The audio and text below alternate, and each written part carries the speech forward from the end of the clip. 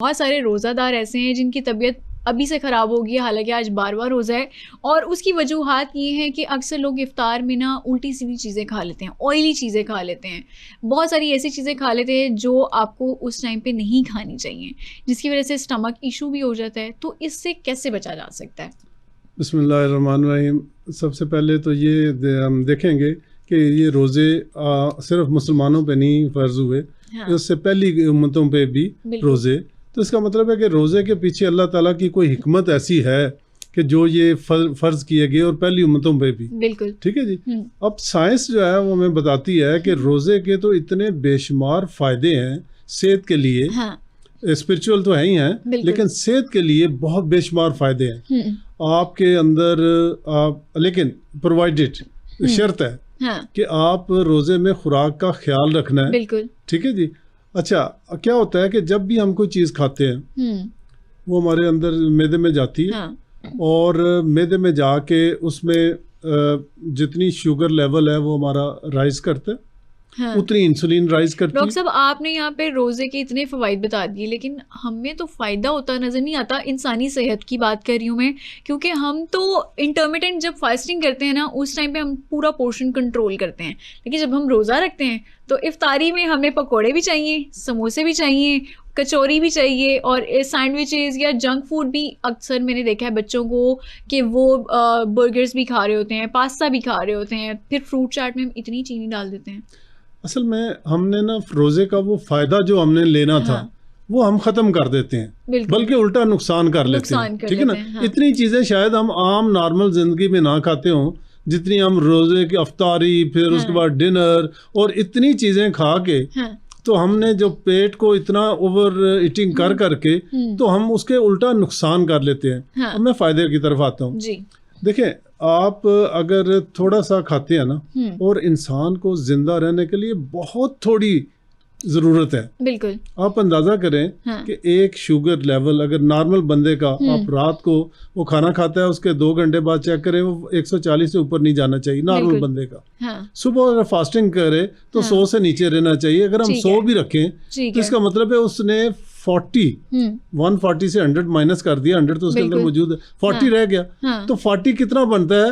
आपका पौना चम्मच चीनी का। ठीक इतनी है। चीज हमें चाहिए थी और हमने एक रोटी खा ली तो 8 से 10 चम्मच चीनी।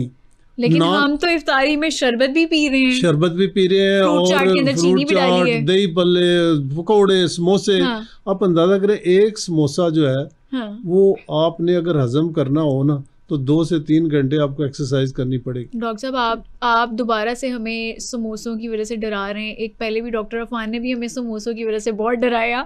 लेकिन अब जो लोग रोज़ादार हैं उनको जब स्टमक इशू होता है, एसिडिटी इशू होता है, वो कैसे बचेंगे इन सब चीज़ों से?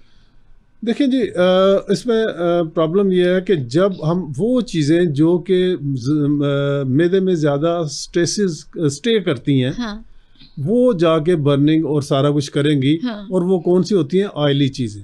बिल्कुल। जब आप बहुत ज़्यादा ऑयली चीज़ें इस्तेमाल करेंगे, मैं रिकमेंड करूँगा कि अगर आपने अफ्तारी में सिर्फ एक खजूर सुन्नत के तौर पे, ठीक है। और खजूर इमीडिएटली आपको थोड़ा सा शुगर लेवल एनर्जी बढ़ाती देती है है। ताकि हाँ। इंस्टेंट एनर्जी आपको मिलती है। हाँ, अच्छा, उसके बाद कोई 2-3 चम्मच आप फ्रूट चाट के ले लें। ठीक है। ठीक है जी। और अगर आप पकोड़े के बगैर, पकोड़ों के बगैर नहीं रह सकते तो हाँ। एक पकोड़ा। ठीक असल है। में यह है कि जिस ऑयल में हम उसको फ्राई कर रहे हैं ना, वो ऑयल भी बड़ा खतरनाक है। बिल्कुल। ठीक है, वो प्रो इन्फ्लेमेटरी है, वो जिस्म के अंदर सोजिश पैदा करता ठीक है, है। तजाबियत पैदा करता है। हाँ। इसलिए ये अगर चीज़ें हम बहुत ज़्यादा ये खाएंगे, हाँ, इतना एक पोर्शन लेके या चना चाट होता है उसके 2-3 चम्मच ले लें, उसके बाद पढ़े नमाज। ठीक है। और साथ आपने नेचुरली लिक्विड कोई लेना है, हाँ, तो आप नमकीन नींबू पानी ले लें। ठीक है। ठीक है, सादा पानी ले लें। हाँ। और नमकीन नींबू पानी लेंगे तो उससे ये होगा कि आपको साल्ट भी मिल जाएगा। हाँ। क्योंकि हमारी डिहाइड्रेशन जब होती है ना तो ज़्यादातर इलेक्ट्रोलाइट्स जो है वो कम हो जाते हैं। ठीक है। इसलिए हमें वीकनेस होती है। ठीक तो अगर है। वो थोड़ा सा हल्का नमक मिला नींबू पानी ले लेंगे, उससे आपकी वो डिहाइड्रेशन भी करेक्ट होगी और आपके जो इलेक्ट्रोलाइट्स है वो भी पूरे हो जाएंगे, आपको वीकनेस ठीक नहीं है। होगी। डॉक्टर साहब, ये जो आपने हमें छोटी सी डाइट बताई है ना, ये हमारे जो देखने वाले होंगे वो ये सोच रहे होंगे, इस टाइम परेशान होंगे, इससे हमारा पेट कैसे भरेगा? अच्छा, ये असल में ये है कि असल नक्स ही यहाँ पे ये है कि पेट को भरना नहीं है। हाँ, आपने उसका 1/3 जैसे नबी पाक सल्लल्लाहु अलैहि वसल्लम भूख रख के खाना हाँ। कि 1/3 उसको भरे, 1/3 पानी और 1/3 खुराक उसके एयर के लिए आप छोड़ें। यहाँ तो हमारा ये है कि इतना फुल किया होता है कि दवाई के लिए जगह भी नहीं बचती मैदे में। बिल्कुल बिल्कुल। ठीक है। अच्छा, देखें फायदे कितने हैं, मैं उसके तरफ अच्छा एक चीज ऐड कर लूँ कि आप उसके बाद नमाज पढ़े। ठीक है। नमाज के बाद आप फिर अपना थोड़ी देर ठहर के अपना खाना ले लें। ठीक है। अच्छा, खाने में ये है कि एक तो खाने में आलू ना हो, लेकिन इफ्तारी के बाद जब नमाज होती है, नमाज के बाद हम फिर चाय भी पीते हैं। खाना तो बाद में खाते हैं, पहले चाय पीते हैं, कॉफी पीते हैं। बस ये चाय और काफी जो है ना सहरी के वक्त तो बिल्कुल नहीं पीनी चाहिए। चले अगर आप बहुत ज्यादा आदी हैं तो चले इफ्तारी के वक्त ठीक है, लेकिन खाने से 1.5-2 घंटे बाद ठीक है ना, वरना ये है कि उसमें जो आयरन और बाकी विटामिन होते हैं वो एब्जॉर्ब नहीं होंगे। ठीक है जी। अच्छा, उसके साथ एक चपाती, ठीक है, और अगर मल्टीग्रेन आटे की हो जाए या होल व्हीट जो छना हुआ आटा ना हो, उसकी आप एक चपाती ले लें, बेहतरीन है आपके लिए और आपके एनर्जी लेवल अच्छा रखने के लिए काफ़ी है। अब ये है कि हमें इससे मौका क्या मिला है कि रोज़ा क्यों इतना अल्लाह ताला ने जिसने इंसान को बनाया उसके लिए क्यों बनाया। रोज़े में 2 काम बड़े होते हैं। ठीक है। एक तो ये है कि जब आपका पेट खाली होगा तो आपका इंसुलिन लेवल बिल्कुल बेस लाइन पे आ जाएगा। ठीक है। असल इंसुलिन हमारे फायदे की भी है कि हमारी शुगर को वो कंट्रोल करती है, लेकिन बढ़ी हुई इंसुलिन हमारे लिए उतनी ही नुकसानदेह है। तो लिहाजा जब हमने सहरी की, सहरी में भी कोशिश करें कि वहाँ पे बहुत ज़्यादा मुरगन चीज़ें वो आपको दिन में पूरे एसिडिटी और फारा वगैरह और ब्लोटिंग वगैरह होती रहेगी। अच्छा डॉक्टर साहब, अब क्योंकि रमज़ान चल रहा है ना, तो हमारे मीटअप्स भी बहुत ज़्यादा हो रहे हैं, गेट टुगेदर्स भी बहुत सारे हो रहे हैं। अक्सर लोग सहरी इकट्ठी करते हैं, फैमिली में पूरा ख़ानदान इकट्ठा होता है, जिसमें सीरी पाए होते हैं, हलवा पूरी होती है, नान होते हैं, लस्सी होती है, चाय कॉफ़ी चल रही होती है कि वो एक फेस्टिव सीज़न है। ठीक है। और उसके बाद फिर रमज़ान की बात करें तो इफ्तार की बात करें तो इफ्तार डिनर्स बहुत ज़्यादा हैं, जिसमें तकरीबन 10 से लेके 40 तक डिशेस आम है। किसी भी रेस्टोरेंट में चले जाएं या किसी के भी घर में इफ्तार डिनर पे आप चले जाएं तो यहाँ अब जो आप हमें डाइट बता रहे हैं वो तो बहुत कम है। मैं आपको एक यहाँ पे टिप देता हूँ। हाँ। अगर किसी के साथ आपकी दुश्मनी है ना, हाँ। तो आप चाहते हैं अगर तो मैंने उसे गोली मारी तो मेरे केस बन जाएगा, आप उसे इन्वाइट करें इफ्तार डिनर पे उसको बुफे डेली कराएं उसे। ठीक है ना, वो उसे कहे 75 डिशें मैं आपको खिलाता हूँ। हाँ। ठीक है, उसे कहना जी पूरे आपने इंसाफ करना है कि सारी डिशें आपने खानी है। हाँ। वो इंशाल्लाह आपको गोली मारने की जरूरत ही नहीं रहेगी, वो स्लो पॉइजनिंग उसके अंदर होती रहेगी खुराक की। देखिए मसला यह है कि हम जो खुराक इतनी खा लेते हैं वो नुकसान क्या करती है। ठीक है। ब्रेन में शुगर डायरेक्ट जाती है, इंसुलिन की कोई जरूरत नहीं होती। आंख में डायरेक्ट जाती है, हार्ट मसल में, किडनीज में डायरेक्ट जाती है। हाँ। जब आपका शुगर लेवल जितनी आप ज्यादा लेंगे ना ये चीजें, आपका शुगर लेवल जितना बढ़ेगा उतनी ही इन चीजों में, ब्रेन में, आंखों में, दिल में, गुर्दों में शुगर बहुत ज्यादा जाएगी। जब जाएगी तो क्या होगी, उनको वो डैमेज कर रही है। आपको चाहे अभी फील हो रहा है या नहीं हो रहा, वो ग्रेजुअली आपकी नालियां बंद कर रही है। आपने शुगर की बात की डॉक्टर साहब, अब क्योंकि ज़ाहिर रमज़ान चल रहा है, मैं फिर वहीं पे ही आऊँगी कि हमारे इफ्तारी में शरबत का इस्तेमाल बहुत ज़्यादा होता है और उसमें मीठा बहुत ज़्यादा होता है। फ्रूट चाट बनाते हैं, उसके अंदर चीनी बहुत ज़्यादा होती है। आजकल जो दही बड़े बन रहे हैं, जो डिफरेंट रेसिपीज़ के साथ बन रहे हैं, उसमें भी कहीं ना कहीं चीनी डलती है। मैं कहूँगा कि अगर गवर्नमेंट एक काम कर देना, हाँ। इस मुल्क से चीनी को उड़ा दे, ठीक है। ऑनेस्टली हमारे लोग जिंदा कैसे रहेंगे? मैं बताता हूँ ना चीनी के बगैर वो लोग बेहतर जिंदा रहेंगे। ठीक है। This is a white poison.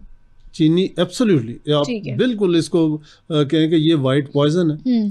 हमें ना बच्चों को इसका आदी बनाना चाहिए। बच्चों के दूध में हम चीनी डाल देते हैं। तो प्लीज ये जो शरबत है ना, मशरूबात जितने आपने रोजे के वक्त लेने हैं, उसकी मैं बताता हूँ कि आपका पेट खाली है, मैदा खाली है। बिल्कुल। अब जो इसमें डालेंगे ना, अगर आपने शुगरी कोई ड्रिंक या कोई शुगर वाली चीज डाल दी ना, तो वो ऐसे स्टमक उसको ऑब्जर्व लगेगा जैसे एक फोम है ना, वो ड्राई फोम है, उसको पानी पे रखें तो वो ऐसे सक करेगा पानी। एक वेट फॉर्म है, उसको पानी पे रखें वो इतना नहीं सक करेगा। ठीक है जी।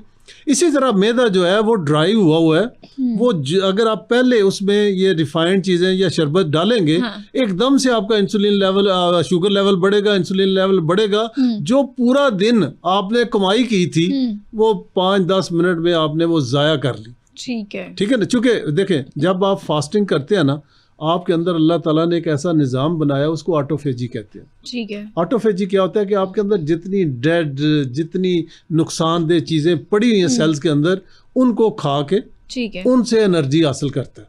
ठीक है जी। आपकी फैट बर्निंग होती है पूरा दिन में। जब आपको बाहर से नहीं खाएंगे ना, तो अंदर से अल्लाह ताला जो चर्बी चढ़ी है आपके विसरा के ऊपर, पेट के ऊपर, उससे एनर्जी आपको मिलेगी। ठीक है ना। क्योंकि जो स्टोर्ड एनर्जी है वो 4-5 घंटे में खत्म हो जाती है। बाद में आपकी फैट से अल्लाह ताला ने निजाम बनाया। तो वो जो ऑटोफेजी से आपने एक फायदा हासिल किया पूरा दिन, वो आपने ये चीजें खा के आपने उल्टा नुकसान कर दिया। ठीक है डॉक्टर साहब। दूसरी बात, अब एक और इम्पोर्टेंट चीज ये है कि वायरल इन्फेक्शन बहुत ज्यादा फैल चुके हैं। हर किसी को खांसी है, फीवर हो रहा है, नज़ला हो रहा है। तो ये क्यों हो रहा है? मौसम चेंज हो रहा है या फिर रमजान में कोई डिहाइड्रेशन की वजह से चीजें चल रही हैं? 2-3 इसकी वजूहत हैं। एक तो ये है कि जब भी सीजन चेंज होता है तो नए वायरसेस आ जाते हैं। बिल्कुल। ठीक है जी। अच्छा, फिर यह है कि वायरस, हम 10 बंदे एक जगह पे बैठे हैं, सबको वायरस का एक्सपोज होते हैं, लेकिन 2-3 को हो जाता है, बाकियों को नहीं होता। ठीक है। क्यों नहीं होता? उसके ऊपर 2-3 चीजें हैं। एक तो आपका डिफेंस मैकेनिज्म अगर स्ट्रांग है, जितने आप कम कार्बोहाइड्रेट लेंगे, ठीक है जी, नान, चावल, आलू, चीनी, मशरूबात, दूध, सोडा, मिल्क शेक, जूस, बोतलें, बेकरी आइटम, फास्ट फूड, जितने ये कम लेंगे ना, आपका इम्यूनिटी, आपकी जो कुव्वत मुदाफ़त है वो स्ट्रांग होगी। ठीक है। आपको इन्फेक्शन नहीं होंगे। दूसरी चीज, आपके मुंह के अंदर, चूंकि एंटर तो उसने यहाँ से नाक से होना है या मुंह से होना है, ठीक है जी। तो अल्टीमेटली जाना उसने मुंह के अंदर ही है, जरासीम ने। ठीक है। वहां पे आपका एक डिफेंस मैकेनिज्म है। ठीक है। क्या है कि अंदर लुआब लगा हुआ है पूरे मुंह में, म्यूकस, वो प्रोटेक्टिव लेयर है। ठीक है। ठीक है ना। उस प्रोटेक्टिव लेयर को 2 चीजें डैमेज करती हैं, बहुत ज्यादा यख ठंडी चीज और खट्टी चीज। ये 2 चीजें अगर आप खा लेते हो तो वो उस म्यूकस को डिसॉल्व कर देगी। अब क्या होगा कि वो जरासीम जो गए, आपकी ऑलरेडी इम्यूनिटी लो थी, प्लस उनको मौका मिल गया एंट्री का, उन्होंने फौरन जाके गले को खराब कर दिया। ठीक है। ठीक है जी। ठीक है। तो लिहाजा बेशक मौसम चेंज हो रहा हो, अगर आपने अपनी इम्यूनिटी को स्ट्रांग रखा हुआ है, आपको कभी इन्फेक्शन नहीं होगा। लेकिन अगर आपकी इम्यूनिटी भी लो है, आप कार्ब भी ज्यादा ले रहे हैं, आप ठंडी खट्टी ये मशरूबात भी पी रहे हैं, तो फिर आपको कोई इन्फेक्शन से नहीं बचा सकता। ठीक है। अच्छा डॉक्टर साहब, दूसरा, डिहाइड्रेशन की वजह से भी बड़े मसले मसाइल आते हैं। चक्कर आना शुरू हो जाते हैं, या फिर नमनेस फील होना शुरू होती है, हाथों पाँव में आपको ऐसा लगता है कीड़ियाँ चल रही हैं, इस तरह की कुछ चीज़ें आपको फील होना शुरू होती हैं। वो क्या मामला होता है? ब्लड प्रेशर हमारा लो हो जाता है या फिर हमारी शुगर लो होती है? ये क्या होता है? असल में ये होता है कि एक तो ये है कि जो नॉर्मल हेल्दी पर्सन है ना, उसकी कभी शुगर एक ख़ास लेवल से नीचे नहीं जाएगी, चाहे वो 4 दिन ना खाना खाए। ठीक है। लेकिन ये क्या है कि जो जब आपने सहरी की उस वक्त जो शुगर लेवल था उसने नीचे आना ही आना है। ठीक है। ठीक है जी। लेकिन वो डेंजरस लेवल तक नहीं जाएगा। अच्छा, दूसरी चीज़ ये है कि असल मेन चीज़ है डिहाइड्रेशन, कि आपने उस वक्त पानी पी लिया, अब पूरा दिन बाकी है, और अगर आप कोई मजदूर है, वो ऐसी जगह पे काम कर रहा है जहाँ पे बहुत मौसम गर्म है और वो बहुत ज़्यादा वर्कआउट कर रहा है, उसको पसीना आ रहा है, ठीक है, तो फिर क्या होगा? एक तो पानी ऊपर से वो ले नहीं रहा, ऊपर से पानी निकल गया। ठीक है।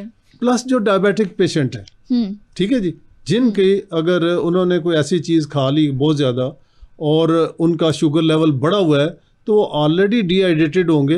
और प्लस जो जब वक्त गुजरेगा तो वो, अच्छा, डिहाइड्रेशन से क्या होता है कि आपका ब्लड गाढ़ा हो जाता है। ठीक है। ठीक है जी। उसकी सर्कुलेशन स्लो हो जाती है, ना वो ब्रेन को पूरा जा रहा है, ना आपके मसल्स को पूरा जा रहा है, उससे आपको वीकनेस होगी। ठीक है। उसी से आपको बल्कि मेंटली आपको मेंटल क्लैरिटी नहीं होगी, ब्रेन फॉग शुरू हो जाएगी। आपको पूरी तरह जो सोचने समझने की कुव्वत होती है वो भी कम हो जाती है। तो लिहाजा इसमें यह है कि जब आप रोज़ा अफ्तार करें, आप एकदम से बहुत ज़्यादा पानी या कोई चीज़ भी पी लेंगे ना जी, तो वो सारी नहीं जज़ब होती।